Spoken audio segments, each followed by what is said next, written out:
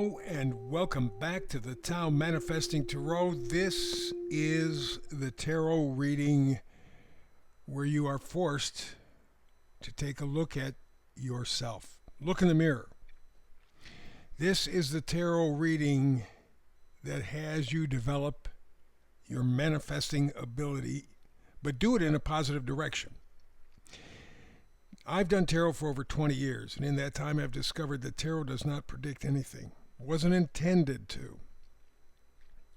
Tarot is the science of potential, right? We're talking frequency, we're talking energy in the symbolism of the cards. So when I decided several years back to put this tarot cast together, I decided I had two goals. No bullshit and communicate clearly. Okay? So what you see on the screen is all you're going to get. That's intentional. I don't want distractions. I don't want things moving. I don't want to get my information from AI. I want to take the cards, I shuffle them. How they come out is how they come out. And so with that being the case, you see on your screen 4 tarot cards and one in the middle. It's the oracle card, I call it. It kind of sets the mood for the reading.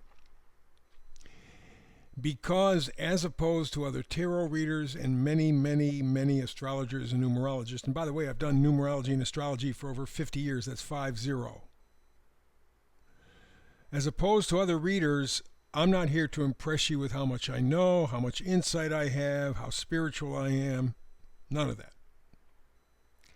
I'm here to take the energy, the frequency from the card reading. Just 4 cards, that's all I need. 4 cards gives me enough duplication to where I can be comfortable and assured of the frequency. You start throwing in more cards than that, now you're starting to mix frequencies. It's becoming a stew, which is great if you're eating a stew. For a reading, it's no good. Too many conflicting energies. Which, by the way, is the same problem numerologists and astrologers have. Like I said, I've done those for over 50 years. And it's been a problem of mine, still working on it. I think I've fine-tuned it. But astrology and numerology are the science of cycles. Within cycles, within cycles, within cycles, within ad nauseum. That's the problem. That's the difficulty. It's not that astrology and numerology are not accurate. They indeed are, but you have to keep them simple. You got to keep the message clean, clear, concise. And that's almost impossible because for one reason or another, astrologers and numerologists decide they're going to baffle you with their brilliance. Look at all the stuff I know. My life's a piece of shit, but look at all the stuff I know. You want to get a usable message, a usable frequency. You want to keep it simple to the point. You don't want to complicate. And so with astrology, I will primarily focus on the far planets, that is, probably Uranus, Neptune, and Pluto, because they kind of set the stage in our lives. Where they are and the relationship to each other sets up the social, the political, the foundation of the world that we find ourselves in.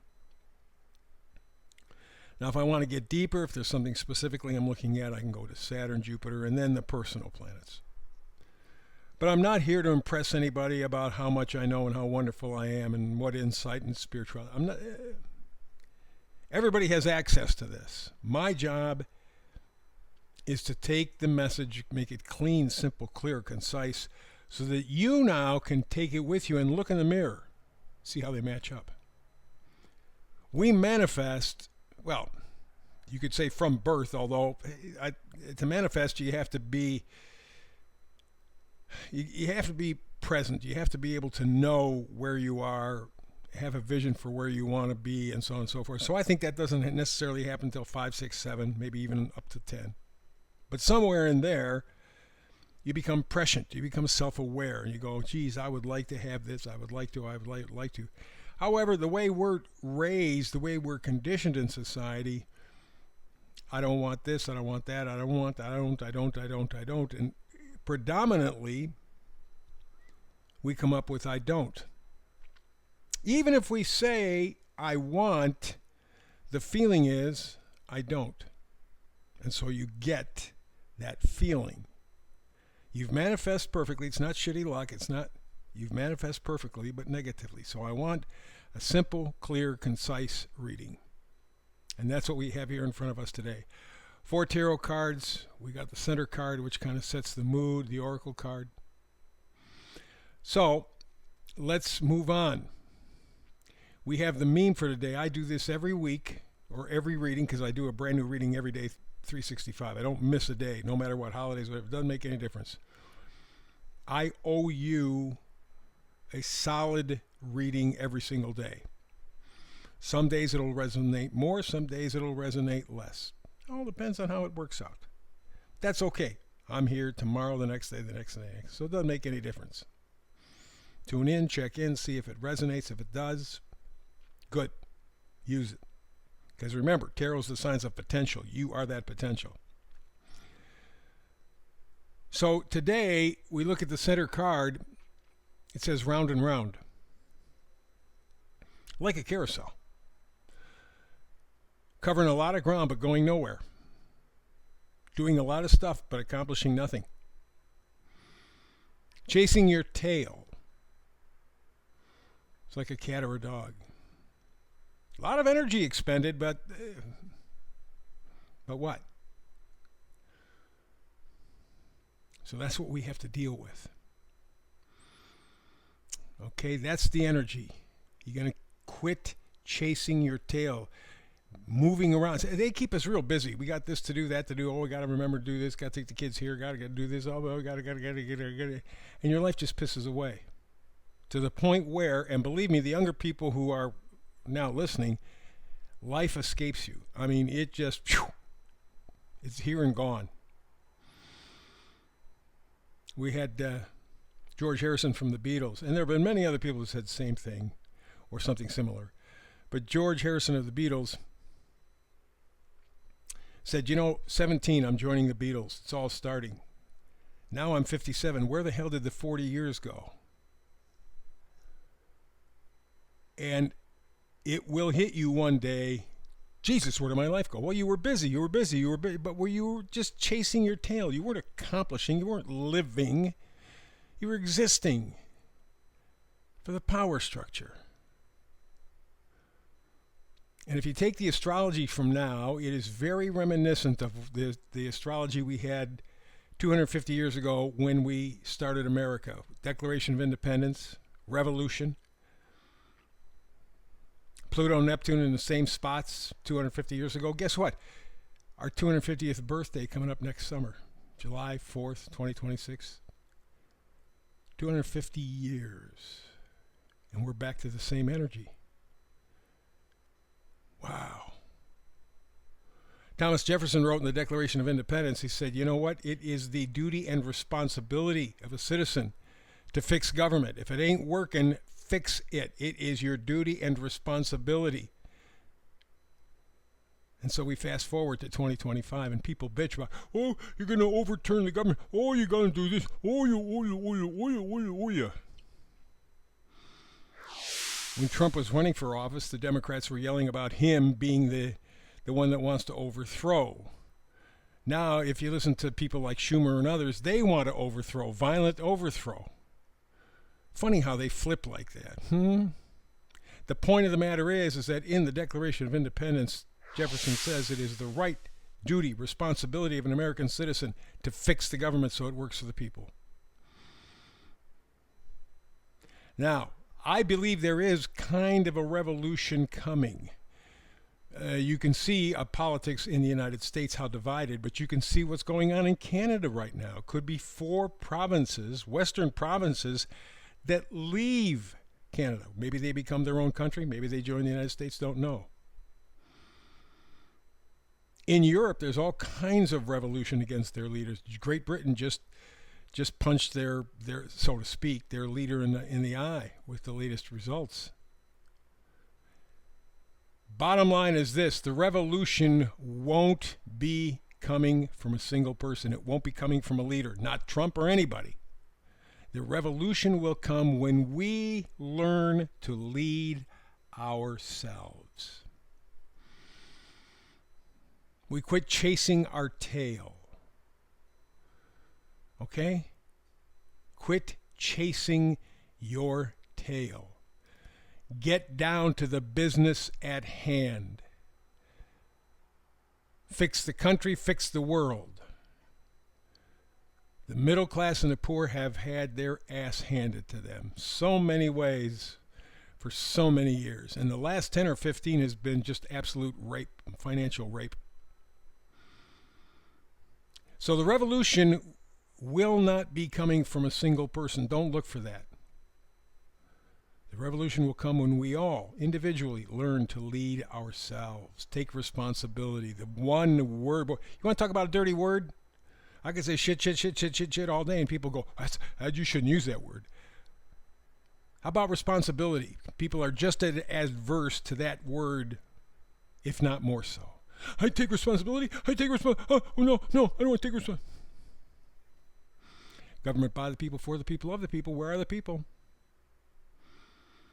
So the revolution won't come from one person. It means each of us has to take responsibility for ourselves, lead on ourselves.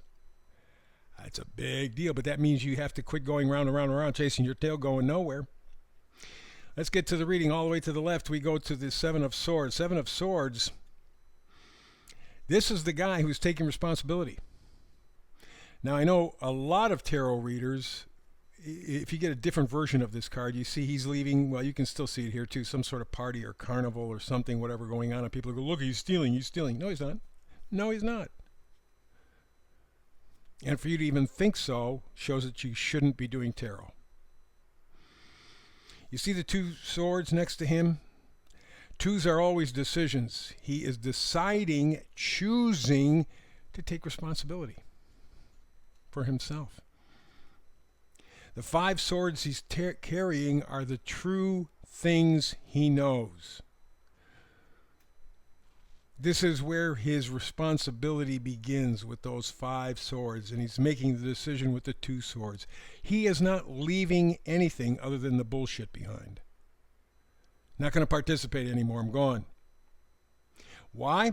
Next card, Five of Cups. Cups are where we are emotionally connected. It could be a person, idea, philosophy. Doesn't make any difference. Something we're connected to. Almost addicted to, frankly. And so when we look at the Five of Cups, we have loss, regret, actual grief, because we're living in the past. We are not taking responsibility to lead ourselves. That's what the Seven of Swords is all about. Damn it, I'm done. I'm going to take the stuff I know it's true for me, and I'm going to walk away, because I'm tired of feeling like the Five of Cups. So I'm only doing it to myself at this point. Next card over is the Queen of Wands, but it's in reverse. Wands are positivity, joy, enthusiasm, excitement, gratitude, being plugged into life. Not living a half-assed life. I mean, being plugged in. Not that life is going to be perfect and everything's going to go right. Not that. But that you realize that you are responsible to you. And your life reflects that understanding. And so the Queen of Wands, she bestows this ability. She opens the door, and that's what you're thinking about. How will I take responsibility for my life? I think I've been pretty responsible. I've been paying my bills. I've been going to my work. You haven't really been honest with yourself. You've been tiptoeing through a field of bullshit. If your boots got wet and smelly, okay. Got up to your ankles, it was getting a little tough. Now it's up above your knees. What are you going to do? When are you going to quit chasing your tail? When are you going to quit going round and round like some hamster in a cage? And the final card is the King of Pentacles. It's your value system. You're walking away with the Seven of Swords. You're saying, I'm tired of the lies. I'm going to build my life on what I know is true for me. I'm going to take responsibility for my life because I'm tired of being alone. I'm tired of being desolated. I literally am emotionally divorced from myself. I let it happen. But then you get the Queen of Wands and says, but maybe there's a chance I can turn this turkey around. And the King of Pentacles says, yes, I can and I will turn it around. You're going to save the whole world? No. Because remember, we said that the revolution is not going to be coming from a leader, not from a single person. It means everybody's got to take responsibility for themselves, their lives. And that doesn't mean you have to shoulder everything. It just means be honest. No more bullshit. No more lying to yourself. No more, well, it's easier if I just... No, it isn't easier. And you should know that by now. It's not easier. Quit lying to yourself and everybody around you. Quit chasing your tail. That's what we've done up to this point. One of the latest examples was the COVID crap. New information coming out. Dr. Naomi Wolf says that the Pfizer papers warn vaccinated men not to have intercourse with childbearing age women, but they don't say why.